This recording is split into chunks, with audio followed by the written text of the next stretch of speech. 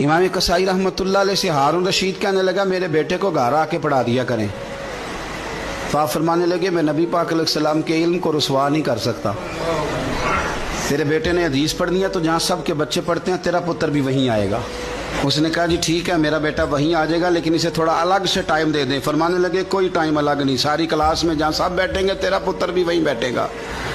عرض کی چلو اس کا سبق ہی پہلے سن لیں. فرمایا یہ بھی نہیں کروں گا, جو پہلے آئے گا سبق اس کا پہلے سنا جائے گا.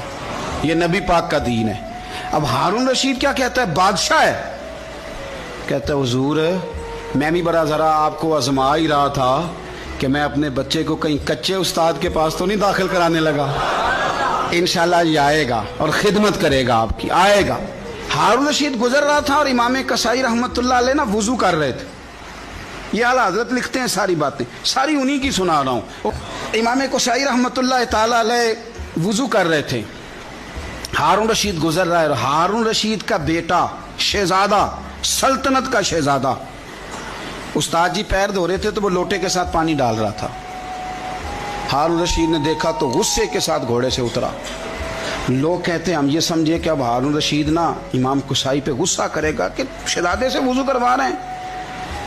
کسی نے امام کسائی کے کان میں کہا کہ ہارون رشید آ رہا ہے. فرمانے لگے آ رہا ہے تو آنے دو, میں کیا کروں, آ رہا ہے تو آنے دو, مجھے کوئی پرواہ نہیں ہے اس کی.